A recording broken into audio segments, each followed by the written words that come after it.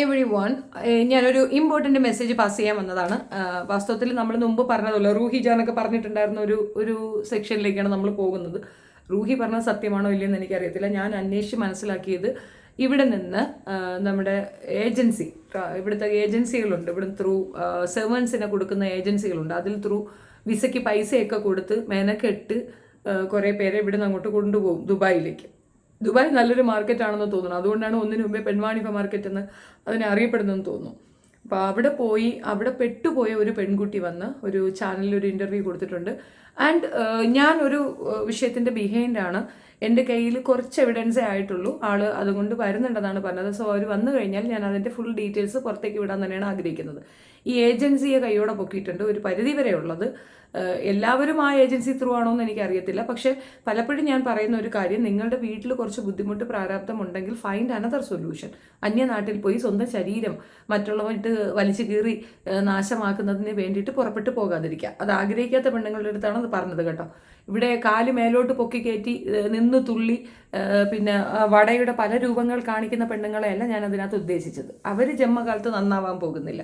അവരോടൊന്നും നമ്മൾ self respect എന്താണെന്ന് പറഞ്ഞു കൊടുക്കാനും പോകുന്നില്ല. പറഞ്ഞു കൊടുത്തിട്ടും വലിയ കാര്യമോ മെച്ചമോ ഉണ്ടാകുമെന്നുള്ള പ്രതീക്ഷയുമില്ല പലവിധം. അതുകൊണ്ട് അത് വിട്ടു. അപ്പോൾ ഈ പെൺകുട്ടി അത് വേദനയോട് കൂടി കുറച്ച് കാര്യം പറയുന്നുണ്ട്. അവിടെ മുഖം ബ്ലർ ചെയ്തിട്ടില്ല.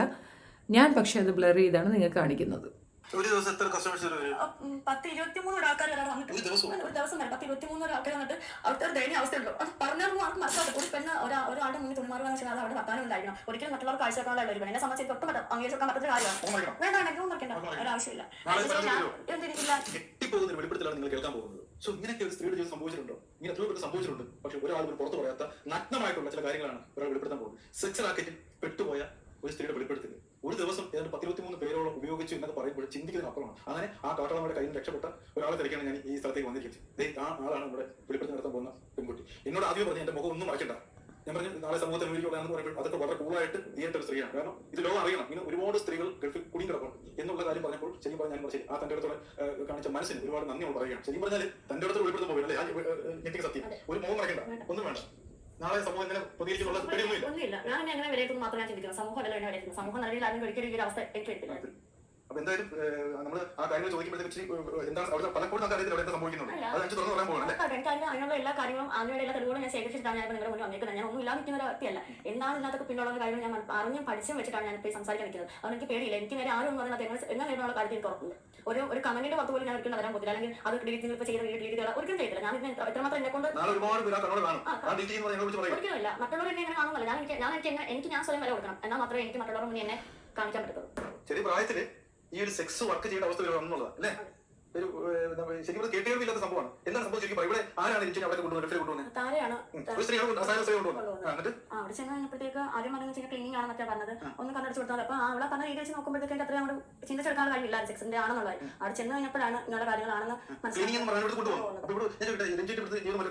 വളരെ കഷ്ടം. ഞാനൊരു മൈക്രോഫിനാൻസ് വർക്ക് ചെയ്യുന്ന സമയത്താണ് എനിക്ക് ഇങ്ങനെ കാര്യം പറയുന്നത്. അത് കഴിഞ്ഞ് അവിടെ പോയി കഴിഞ്ഞ 6 മാസം കഴിഞ്ഞ ശേഷമാണ് ഞാൻ ഇവിടുന്ന് പോകുന്നത്.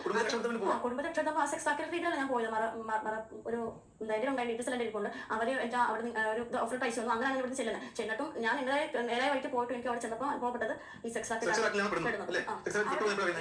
ആയുർവേദം ഞാൻ ആയുർവേദ അറിയുന്ന ചെന്ന അമൃത ആയുർവേദ കോളേജ് ചിലപ്പോൾ എന്റെ അമ്മയും അവിടെ ആണ് തോന്നിയത്. അപ്പൊ അങ്ങനെ അവർ എനിക്കുള്ളൂ. അപ്പൊ അതിന്റെ മറവിൽ അവർ സെക്സ് 100 ദിർഹംസ് വെച്ച് വാങ്ങിച്ചിട്ട് അകത്ത് കയറി സെക്സ് ആവശ്യപ്പെടുന്നത്. അത് മലയാളികൾ ഏറ്റവും കൂടുതൽ മലയാളികളാണ്. അതും എനിക്കറിയാവുന്ന എന്റെ പരിചയം ഒരുപാട് ആൾക്കാരും അത് വീണ്ടും പല ആൾക്കാരും ഉണ്ടായിരുന്നു. പക്ഷേ ആ സമയത്തൊക്കെ ഞാൻ കരുതി എന്നെ രക്ഷിക്കും, എന്നെ രക്ഷപ്പെടുത്തും. പക്ഷേ ശരിക്കും പറ്റും എന്ന് വെച്ചാൽ അവിടെ എങ്ങനെ രക്ഷപ്പെടണം. ഫോണൊക്കെ ഉണ്ടെങ്കിലും അവിടെ അണ്ടർലായിരുന്നല്ലേ എങ്ങനെ രക്ഷപ്പെടണം, എന്ത് ചെയ്യണമെന്നൊന്നും അറിയത്തില്ലായിരുന്നു. ഒരുപാട് ആൾക്കാരോട് ഞാൻ പറഞ്ഞു ഞാൻ ഇങ്ങനെ ജീവിച്ച പെൺകുട്ടിയില്ല, നിങ്ങൾ എന്തെങ്കിലും ചെയ്തു തരാൻ പറ്റും. അങ്ങോട്ട് മനസ്സിലാക്കിയുള്ള കുറച്ച് ആൾക്കാർ മാത്രമേ ഉള്ളായിരുന്നു. എന്നെ അവിടുന്ന് മാറ്റി ഒരു നല്ല സേഫായി സ്ഥലത്ത് നിർത്തുകയും എന്നിട്ട് അവിടുന്ന് എന്നെ വന്ന് ഓരോ ആൾക്കാർ പിന്തുടർന്ന് പുറകെ വന്ന് പിന്തുടർന്ന് ആർക്കും പേടിയായി പോയി. കാര്യം ഇത് നടത്തുന്ന ആൾക്കാർക്കും പേടിയായി പോയി. ഞാൻ ദുബായ് ദേറയാണ് ഏറ്റവും കൂടുതൽ. പക്ഷേ ദേറെ മാത്രം അവിടെ അജ്മാൻ ഷാർജയിൽ എനിക്ക് അറിയത്തില്ല.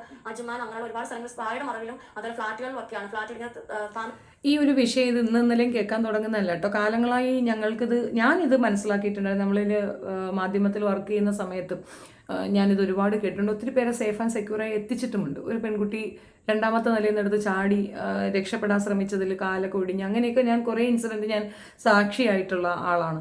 ഇനി ഇതിലേക്കൊരു വിഷയം ഞാൻ പറയാം. ഈ പെൺകുട്ടി ചെയ്ത ഒരു തൻ്റെ ഇടം ഉണ്ടല്ലോ, അതിന് പുള്ളി കൂട്ടി നിന്ന്. പക്ഷെ പുള്ളിയുടെ ഇൻറ്റൻഷൻ എന്തെന്ന് പറഞ്ഞാൽ പുള്ളിക്കാരത്തി ഒന്ന് കാട്ടുക.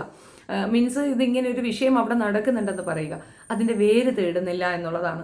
ഈ പെൺകുട്ടി എന്നെ കാണുന്നുണ്ടെങ്കിൽ ധൈര്യസമേതം നിനക്കത് തുറന്നു പറയാൻ സാധിക്കുമെങ്കിൽ തീർച്ചയായിട്ടും ഞാൻ നിന്നെ സപ്പോർട്ട് ചെയ്യാം. കാരണം ഇനിയും ആൾക്കാർ അവിടെ പോയി പെടാൻ സാധ്യതയുണ്ട്. ഏതോ ഒരു താരയുടെ കാര്യം പറയുന്നുണ്ട്, പുള്ളിക്കാരൻ സ്കിപ്പ് ചെയ്യുന്നുണ്ട്. അത് സ്കിപ്പ് ചെയ്യാൻ പാടില്ലായിരുന്നു. ആരാണ് ഇതിൻ്റെ പിന്നിൽ വർക്ക് ചെയ്യുന്നത്, ആരെയാണ് അവിടെ കൊണ്ടുപോകുന്നത്, ഈ ഏജന്റിനെയാണ് കൈയോടെ പിടിക്കേണ്ടത്. അവരെ പിടിക്കണം. അതിന് വേണ്ടിയിട്ട് സത്യം പറഞ്ഞു കഴിഞ്ഞാൽ ഈ ഒരു വീഡിയോ പോലീസാണ് കുറച്ചുകൂടെ ഇതായിട്ട് എടുക്കേണ്ടത്. കാരണം നമ്മളെ പെൺകുട്ടികളെ അവരറിയാതെ അവിടെ കൊണ്ടുപോയി ചാടിക്കുന്ന ഒരു പരിപാടിയുണ്ട്. ഇതിൻ്റെ മുഴുവനും കാണണമെന്നുണ്ടെങ്കിൽ നിങ്ങളത് പോയി മാസ്റ്റർ ബ്രെയിൻ എന്ന് പറയുന്ന ചാനലാണ്, അതിനകത്ത് പോയി കണ്ടാൽ മനസ്സിലാകും. ആ പെൺകുട്ടി പറയണത് കേട്ടോണ്ടിരിക്കാനേ പറ്റത്തില്ല. വല്ലാത്ത മനസാക്ഷി കുത്തുവരും, വല്ലാത്ത സങ്കടം വരും. പിന്നെ ഇവിടുന്ന് ഗൾഫിൽ പോയപ്പോൾ കുറച്ച് പേര് എന്നെ അവിടുന്ന് അല്ലാതെ കോണ്ടാക്ട് ചെയ്യുന്നുണ്ട്. അവർക്കും കൂടെ വേണ്ടിയിട്ട് പറയുന്നതാണ്. നിങ്ങളൊരു കാര്യം മനസ്സിലാക്കുക, നമ്മൾ ഒരു ദേശത്തുനിന്ന് മറ്റൊരു ദേശത്തേക്ക് പോകുമ്പോൾ അവിടെ നിങ്ങളെ പെടുത്തും, കെണിക്കും, അത് ചെയ്യും, ഇത് ചെയ്യും എന്നൊക്കെ പറഞ്ഞാൽ, എന്ത് തന്നെയാണെന്ന് പറഞ്ഞാലും നിങ്ങൾക്ക് നിയമപരമായിട്ടുള്ള സർവ്വ ഹെൽപ്പും ഗവൺമെൻറ് സെക്ടറുകളിൽ നിങ്ങൾക്കായി തന്നെ ഒരുക്കി വെച്ചിട്ടുണ്ട്. നിങ്ങൾ ചെയ്യേണ്ടതെന്ന് പറഞ്ഞാൽ ഇമ്മീഡിയറ്റ് എഫക്റ്റിൽ അടുത്തുള്ള പോലീസ് സ്റ്റേഷനിലേക്ക് ഓടി കയറുക എന്നുള്ളതാണ്. അവർ നിങ്ങളെ നാട്ടിൽ കൊണ്ടെത്തിക്കും. ഒരു കാര്യത്തിൽ നിങ്ങൾക്ക് ഉറപ്പിക്കാം, ഈ പറയുന്ന ദുബായ് അല്ലെങ്കിൽ ഇതുപോലുള്ള വിദേശ രാജ്യങ്ങളിൽ അവിടെയുള്ള പോലീസുകാർ നമുക്ക് ഫേവറായിട്ടേ ചെയ്യുള്ളൂ. ഉറച്ചു നിൽക്കുക, എനിക്കിവിടുന്ന് പോകണം, എനിക്കിത് പറ്റില്ല എന്ന് ഉറച്ചു നിൽക്കുക. നിങ്ങൾക്ക് നാട്ടിൽ വന്നാലുള്ള ബാധ്യത, ബുദ്ധിമുട്ട്, കടം ഇതൊക്കെ നിങ്ങളുടെ മനസ്സിൽ കൂടെ പോകുമായിരിക്കാം. പക്ഷേ ഒരു കാര്യം മനസ്സിലാക്കുക, ഈ കടങ്ങൾ മാറുകയും ഈ ബാധ്യതയൊക്കെ മാറുകയും ഒക്കെ ചെയ്യും എന്ന് പറഞ്ഞുകൊണ്ട് നിങ്ങൾ വീണ്ടും കുഴിയിലേക്ക് പോയി ചാടാതിരിക്കുക. ഇതിൻ്റെ ത്രൂ വരുന്ന വൃത്തികെട്ട രോഗം അതൊക്കെ നിങ്ങൾ ഫേസ് ചെയ്യേണ്ടി വരും. പലരുടെയും വൾഗാരിറ്റി നിങ്ങൾ കാണേണ്ടി വരും. നിങ്ങൾക്കതൊരു നൈറ്റ് മെയർ ആയിരിക്കും. നിങ്ങൾക്ക് ഉറങ്ങാൻ കഴിയുമോ? സ്വസ്ഥതയുണ്ടാകുമോ? ഇത്തരത്തിൽ നിങ്ങൾ കൊണ്ടുവന്ന പണം ആഹാരമായി കഴിച്ച മക്കൾ നിങ്ങൾക്ക് മാപ്പ് തരുമോ? നിങ്ങളുടെ ലൈഫാണ്, ഒരു ജീവിതമേ ഉള്ളൂ. അത് ഇങ്ങനെ കൊണ്ടുപോയി വേസ്റ്റ് ചെയ്യാനായിട്ട് നിൽക്കാതിരിക്കുക. ധൈര്യസമേതം പുറത്തേക്ക് വരിക. കുറേ എണ്ണം നമുക്കിടയിലുണ്ട്. നിമിഷ ബിജുവിനെയൊക്കെ പോലുള്ളവർ ഇത്തരം തൊഴിലുകൾ ചെയ്യാൻ ആഗ്രഹിക്കുന്നവരാണ്. അങ്ങനെയുള്ളവർ പോയി ചെയ്തോട്ടെ. അവരെ കുടുംബം നോക്കാൻ അവർക്ക് വേറെ വഴി അറിയില്ലെന്നാണ് പറയണത്. കാല് തൂക്കി മേളിലോട്ട് കുത്തി കയറ്റുന്നത് കണ്ടില്ലേ? അവളൊക്കെ പോയി ഈ തൊഴിൽ ചെയ്യട്ടെ. അല്ലെങ്കിൽ അവളോട് തന്നെ പറയുക, നീ പോ, നിന്നെ പോലുള്ളവർ കാരണമാണ് ഇതുപോലുള്ളതൊക്കെ ഞങ്ങൾക്കും ചെയ്യേണ്ടി വരുന്നെന്നുള്ള ഒരിത് അവർക്കും കൂടെ മനസ്സിലാവട്ടെ എന്നുള്ളതാണ് എനിക്ക് പറയാനുള്ളത്. ഈ രീതിയിൽ പെട്ടുപോകുന്ന പെൺകുട്ടികൾ വളരെ ചകിതരായി നമ്മൾ മുൻപോട്ട് എന്ത് ചെയ്യും, നമ്മൾ എന്തെങ്കിലും ചെയ്താൽ പ്രശ്നമാകുമോ എന്നുള്ള രീതിയിൽ ഭയന്ന് നിൽക്കുന്നുണ്ട്. നിങ്ങൾക്ക് ഒരു പ്രശ്നവും വരത്തില്ല. അത് നിങ്ങൾ ഇവിടുന്ന് കയറുമ്പോൾ തന്നെ നിങ്ങളുടെ നാട്ടിലേക്ക് എത്തിക്കാനുള്ള ഒരു ഇൻഷുറൻസിൻ്റെ ഒരു എമൗണ്ടും കൂടെ സെറ്റിൽ ചെയ്താൽ നിങ്ങൾ പോകുന്നത്. നിങ്ങളുടെ രാജ്യത്തിന് നിങ്ങളുടെ മേലൊരു ഉത്തരവാദിത്വമുണ്ട്. അവിടെ ഇനി എന്തു കുന്തോ എന്ന് പറഞ്ഞു കഴിഞ്ഞാലും നിങ്ങൾ കൊലപാതകം ഒഴിച്ച് ബാക്കി ഏത് തരത്തിലുള്ള കാര്യങ്ങൾ വന്നാലും നിങ്ങൾക്കൊപ്പം നിങ്ങളുടെ നാടുണ്ടാവും. ഇപ്പം നിങ്ങൾ റീസെൻ്റ്ലി സൗദിയിൽ കൊല ചെയ്തവരെ നാട്ടിൽ കൊണ്ടുവന്നത് കണ്ടില്ലേ? എന്തുകൊണ്ടാണ്? ആരാണ്? ഗവൺമെൻറ് ഇടപെട്ടിട്ട് അത് ചെയ്യുന്നത്. അത് മനസ്സിലാക്കുക. നിങ്ങളുടെ ഗവൺമെൻറ്റിന് നിങ്ങളുടെ ജീവൻ്റെ മേലൊരു ഉത്തരവാദിത്വമുണ്ട്. നിങ്ങൾക്കത് അറിയാത്തത് കൊണ്ടായിരിക്കാം. അപ്പം ഇത് എന്നെ കാണുന്ന ഏതെങ്കിലും സ്ത്രീകളുണ്ടെങ്കിൽ നിങ്ങൾ ദയവ് ചെയ്ത് മനസ്സിലാക്കുക, നിങ്ങൾ ഏജൻസി ത്രൂ അവിടെ പോയാലും നിങ്ങൾക്ക് ഓക്കെ അല്ല, നിങ്ങൾ കംഫർട്ട് അല്ല, നിങ്ങൾ തിരിച്ചു വരാനുള്ള വഴിയാലേക്ക് മേ ബി നിങ്ങൾക്ക് ഇനി അവിടെ മറ്റൊരു വിസയിൽ പോകാൻ പറ്റാത്തവണൊക്കെ അവരെന്തെങ്കിലും ചെയ്യുമായിരിക്കും. ലദ്ദം അങ്ങനെ ഒരു സ്ഥലത്തേക്ക് ഇനിയും പോയി പെടണോ? അങ്ങനെ ഒരു കെണിയിൽ പോയി ചാടണോ എന്നുള്ളതാണ്. ഞാനവിടെ 22 വർഷം ഉണ്ടായിരുന്ന വ്യക്തിയാണ്. ഒത്തിരി പേർക്ക് ഇതുപോലെ ട്രബിളായിരിക്കുന്നവർക്ക് സഹായകമാകുന്ന രീതിയിൽ ചെയ്യാൻ എനിക്ക് സാധിച്ചിട്ടുണ്ടായിരുന്നു. ഞാൻ അവിടുന്ന് നാട്ടിലേക്ക് വരുന്നൊരു അവസ്ഥ വന്നപ്പോൾ പലരും പറഞ്ഞതാണ്, ഒത്തിരി പേരുടെ ഒരു ഹെൽപ്പായിട്ടുള്ള ഒരാളാണ് ഈ പോകുന്നതെന്നുള്ളത്. പക്ഷേ ബേസിക്കലി ഞാൻ ഹെൽത്ത് വേസ് നല്ല വീക്കായിരുന്നു. എനിക്ക് അവിടുത്തെ ക്ലൈമറ്റ് ഒക്കാത്തതാണ് ഒരു റീസൺ. ഇപ്പോഴും ഞാൻ പറയുന്നു, അവിടെ നിങ്ങൾ ആരെങ്കിലും സഹായം ചോദിക്കണമെങ്കിൽ വാട്സപ്പ് ത്രൂ നിങ്ങൾ എന്നോട് സംസാരിക്കുകയാണെങ്കിൽ ഐ വിൽ ഹെൽപ്പ് യു. നിങ്ങൾ തീർച്ചയായിട്ടും ഞാൻ സഹായിക്കാം, സപ്പോർട്ടുണ്ട്. അപ്പം ഈ റീസെൻ്റ്ലി ഒരു കുട്ടി എനിക്ക് കുറേ ഡോക്യുമെൻ്റ് കൊണ്ട് തരാമെന്ന് പറഞ്ഞിട്ട് നിൽക്കുന്നുണ്ട്. ഞാൻ വെയിറ്റ് ചെയ്യണം അവളുടെ ഡോക്യുമെൻറ്റിന്. ഓഫ്കോഴ്സ് ഞാൻ നിങ്ങളുടെ മുഖം കാണിക്കത്തില്ല, നിങ്ങളെ പബ്ലിക്കിൽ ഇട്ടുകൊടുക്കത്തില്ല. ഞാൻ എല്ലാ കല്ലും എല്ലാ എയറും ഞാൻ കൊള്ളാൻ തയ്യാറായിട്ട് നിൽക്കുകയാണ്. നിങ്ങൾ നാളിതുവരെ കാണുന്നതും അതാണ്. എനിക്ക് ഒത്തിരി പേര് ഇതുപോലത്തെ ഇൻഫർമേഷൻ തന്നിട്ട് ഞാൻ ആരുടെയും പേരുകളോ അവരുടെ ഒന്നും മുഖമോ ഞാൻ പുറത്ത് വ്യക്തമാക്കിയിട്ടില്ല. പക്ഷേ ഞാനത് ചെയ്തിട്ടുണ്ട്. അങ്ങനെ ഒരു ഇൻഫർമേഷൻ നമ്മൾ പാസ് ചെയ്തതിൻ്റെ പേരിലാണ് നമ്മൾ ഇത്രത്തോളം അപമാനവും അക്രമവും നേരിടുന്നത്. അപ്പം ഇത് അത്രയേ ഉള്ളൂണെന്ന് മാത്രം മനസ്സിലാക്കുക. പലർക്കും ഒരു തിരിച്ചറിവും കൂടെയാണ്. സോ നമ്മൾ റൈറ്റ് സൈഡിലാണ് സ്റ്റാൻഡ് ചെയ്യുന്നതെങ്കിൽ നമുക്കൊപ്പം ദൈവം ഉണ്ടാകുമെന്ന് വിചാരിക്കുക. അല്ലെങ്കിൽ അത്രയും നന്മയുള്ള മനുഷ്യർ നമുക്കിപ്പോൾ ഉണ്ടാകുമെന്ന് വിചാരിക്കുക. ഇങ്ങനെ പോയി പെട്ടുകൊടുക്കാതിരിക്കുക. പെൺകുട്ടി വിവരിക്കുന്നതൊക്കെ കേട്ടാൽ സഹിക്കത്തില്ല. 23 പേരൊക്കെ ഒരു ദിവസം വരിക, എന്താ അതിൻ്റെ ഒരു അവസ്ഥയെന്ന് ആലോചിച്ച് നോക്കിയാണ്. ഈ ഹ്യൂജ് എമൗണ്ട് അതിൻ്റെ നടത്തിപ്പുകാർക്ക് കിട്ടും. ആ പൈസയുടെ ഒരു തുകയെ ഇവർക്ക് കൊടുക്കുകയുമുള്ളൂ. ഇനി കൊടുത്താലും എന്നിട്ടും ഇവർക്കിത് ചെയ്യേണ്ടി വരുന്നു. പിന്നെ ചില പെണ്ണുങ്ങളുണ്ട്, ഇപ്പോൾ ബിജിമോളെന്ന് അങ്ങനെ ഏതൊരെണ്ണം ഉണ്ടല്ലോ, അതിങ്ങനെ പബ്ലിക്കായിട്ട് ഇത് ചെയ്യുന്നു എന്ന് പറഞ്ഞുകൊണ്ട് അഭിമാനത്തോടു കൂടി നടക്കുന്നുണ്ട്. ഇതിൻ്റെയൊക്കെ തലയിൽ എന്താണെന്ന് എനിക്കറിയത്തില്ല. നമ്മളിതിനെ മെറ്റീരിയലൈസ് ചെയ്യല്ലേ, നമ്മുടെ ശരീരം വിൽക്കരുതേ, അങ്ങനെ നമ്മൾ ജീവിക്കാൻ തീരുമാനിക്കല്ലേ എന്ന് പറയുമ്പോൾ അവർ വിചാരിക്കുന്നത് നമുക്കെന്തോ ഫ്രസ്ട്രേഷൻ ഉള്ളതുകൊണ്ടാണ്. ഒന്നാമത്തെ കാര്യം, നിങ്ങളുടെ മാനസികമായിട്ടുള്ള ആ ഒരു ഇതങ്ങ് തകരുകയാണ്. 2, നിങ്ങൾക്ക് ഇതിനെ തുടർന്നുണ്ടാകുന്ന അസുഖം അത് നിങ്ങൾക്ക് ഇപ്പോൾ പിടികിട്ടത്തില്ല. നിങ്ങൾക്ക് വളരെ ലൈംഗികപരമായിട്ടുള്ള വൃത്തികെട്ട അസുഖങ്ങൾ പിടിപെടും. അത് നിങ്ങളുടെ ഫാമിലിയെയും ബാധിക്കും. എന്തെല്ലാം ബുദ്ധിമുട്ടുകൾ നിങ്ങൾ ഫേസ് ചെയ്യേണ്ടി വരും എന്ന് പറയുന്നത്. അല്പലാഭത്തിന് വേണ്ടിയിട്ട് നിങ്ങൾ സ്വയം ശരീരം വിറ്റാൽ നിങ്ങൾക്ക് ഉണ്ടാകുന്ന ബുദ്ധിമുട്ടുകളാണ് പറഞ്ഞത്. പിന്നെ ഇടനിലക്കാരന്മാരായിട്ട് നിൽക്കുന്ന പിമ്പുകളുണ്ട്, അവർക്കിത് വിഷയമല്ല. അവർക്ക് ഈ പറയുന്ന പെണ്ണുങ്ങൾ എങ്ങനെ പോയാലും അവർക്കൊന്നുമില്ല. മനസ്സാക്ഷി ഇല്ലാത്ത കുറേ പേര് നമുക്ക് ചുറ്റുമുണ്ട്. നല്ലത് പറഞ്ഞു കൊടുത്താൽ മനസ്സിലാകുന്നവരുമല്ല.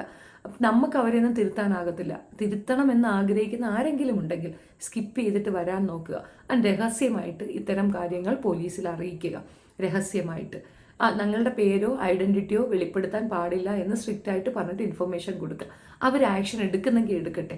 ആക്ഷൻ എടുക്കണമെന്ന് പറഞ്ഞിട്ട് അവിടെ പോയി മത്സരിച്ച് നിൽക്കാനും നിൽക്കാതിരിക്കുക. ഒത്തിരി ആക്ടിവിസ്റ്റുകളും ഉണ്ട്. അവരിതിനെതിരേക്ക് സംസാരിക്കുന്ന ഒത്തിരി പേരുണ്ട്. ഈ ആക്ടിവിസ്റ്റ് എന്നൊക്കെ പേരിൽ പിമ്പുകൾ ഒരുപാടുണ്ട്. സുനായെ പോലുള്ള പിമ്പുകളുണ്ട്. അവരുടെ അടുത്തൊന്നും പോയി ചാടി കൊടുക്കാതെ, അജിത, അങ്ങനെയൊക്കെ കുറേ പേരുണ്ട്, പിന്നെ സുനിത കൃഷ്ണ, ഇങ്ങനെ കുറേ പേരുണ്ട്. അവരെയൊക്കെ അഡ്രസ്സുകൾ അവർക്ക് ഇമെയിലുകളുണ്ട്, അതിലേക്കൊക്കെ അയച്ചു കൊടുക്കുക. അവർ തന്നെ നിങ്ങളെ വന്ന് കോണ്ടാക്ട് ചെയ്ത് സപ്പോർട്ട് ചെയ്യും. ഈ ഒരു വിഷയത്തിൽ റിക്കവർ ചെയ്യുന്ന ഒരു കാര്യം സുനിത ചെയ്യുന്നുണ്ട്. എനിക്ക് അവരെ ഒരുപാട് പെൺകുട്ടികളെ ഇങ്ങനെ ബോംബെയിലുള്ള ചുവന്ന തെരുവിൽ നിന്നൊക്കെ ഒരുപാട് കുട്ടികളെ റിക്കവർ ചെയ്ത് നല്ല രീതിയിൽ എഡ്യൂക്കേഷൻ കൊടുത്ത് നന്നാക്കുന്ന ഒരു ഇത് അവർ ചെയ്യുന്നുണ്ട്. അപ്പോൾ അവരോടൊക്കെ ഈ വിവരങ്ങൾ പറഞ്ഞു കഴിഞ്ഞാൽ തീർച്ചയായിട്ടും നിങ്ങൾക്ക് സപ്പോർട്ട് കിട്ടും. നിങ്ങൾക്ക് സെക്യൂർ ആകാവുന്ന ഒരു വഴിയാണ് അതിൽ കൂടെ ഉള്ളത്. നമ്മളിതിനെതിരെ നിൽക്കുന്ന എന്തെന്ന് പറഞ്ഞു കഴിഞ്ഞാൽ പെൺകുട്ടി പറഞ്ഞത് തന്നെയാണ് എനിക്കും പറയാനുള്ളത്. നമ്മുടെ ശരീരം മറ്റൊരാൾ അയാളുടെ ആഗ്രഹങ്ങൾക്ക് ഉപയോഗിക്കുന്നതിൽ പരം ഒരു അപമാനം അല്ലെങ്കിൽ അതിൽ വരുന്ന ഒരു ബുദ്ധിമുട്ട് അത് ഭയങ്കരമാണ്. സഹിക്കാൻ പറ്റുന്ന ഒരു കാര്യമല്ല. മിക്ക പെൺകുട്ടികളും ചത്തുപോകുന്നത് അതുകൊണ്ടാണ്. ഈ റേപ്പൊക്കെ നടക്കുമ്പം ചത്തുപോകുന്നതിൻ്റെ ഒരു കാരണം അതാണ്. അവർക്കത് ഉൾക്കൊള്ളാൻ പറ്റത്തില്ല. അമ്മാതിരി മാനസികമായി തകർന്നു പോകുന്ന ഒരു സാധനമാണ്. അപ്പം അവരെ നിരന്തരം ഉപയോഗിക്കാൻ വേണ്ടിയിട്ട് ഇങ്ങനെയൊക്കെ ചെയ്യണമെന്ന് ആഗ്രഹിക്കുന്നവരെ തള്ളെ കൊണ്ടുപോയി ചെയ്യിക്കട്ടെ. നമ്മൾ മക്കളെ വളർത്തുമ്പോൾ ഇതൊന്നും പറഞ്ഞ് മനസ്സിലാക്കി കൊടുത്ത് വളർത്താത്തതും അവൻ കൊണ്ടുവരുന്ന പൈസ എവിടെ നിന്നുള്ളത് നോക്കാത്തതും കൊണ്ടാണ് ഇങ്ങനെ പിമ്പിൻ്റെ അമ്മമാരാണ് സത്യം പറഞ്ഞ ഈ സ്ത്രീകളുടെ ഈ അപജയത്തിന് കാരണമെന്ന് ഞാൻ പറയാനാണെങ്കിൽ എമ്പാടും ഉണ്ട്. ആ കുട്ടി വിശദമായിട്ട് അത് പറയുന്നുണ്ട്. നിങ്ങൾ മാസ്റ്റർ ബ്രെയിൻ ചാനൽ പോയി കണ്ടാൽ അതിനകത്ത് കൂടുതൽ വിവരങ്ങൾ ഉണ്ട്. സങ്കടം തോന്നി, പാവം. പക്ഷേ ചെയ്തതൊരു വലിയ പ്രവൃത്തിയാണ്, നമ്മൾ അപ്രീഷിയേറ്റ് ചെയ്യണം. എല്ലാവർക്കും മുഖം മറച്ചു വെക്കണം എന്നുള്ളതാണ്. ഈ മോശമായ രീതിയിൽ പോയ പെണ്ണുങ്ങൾക്കാണ് മുഖം മറച്ചു വെക്കേണ്ടത്. അവൾക്ക് പറ്റിയതൊരു ആക്സിഡൻ്റാണ്.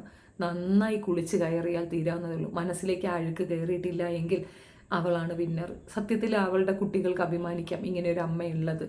അവർക്കത് തുടർന്ന് പോകണമെന്നില്ല. എത്ര തന്നെ നിങ്ങൾ പണം കൊടുത്താലും എങ്ങനെ നിങ്ങൾ സംരക്ഷിക്കണമെന്ന് പറഞ്ഞാലും എനിക്ക് ആ സ്വർഗം വേണ്ട, എനിക്ക് വേണ്ടത് എൻ്റെ സ്വസ്ഥതയാണ് എന്ന് പറഞ്ഞുകൊണ്ട് അതിൽ നിന്ന് ഓടി നാട്ടിലേക്ക് എത്തി എന്ത് ഇൻഫർമേഷൻ തരാനും തയ്യാറായി നിൽക്കുന്ന ആ കുട്ടിയെ സത്യത്തിൽ ആ നാട്ടുകാർ ഇടപെട്ട് ആദരിക്കുകയാണ് വേണ്ടത്.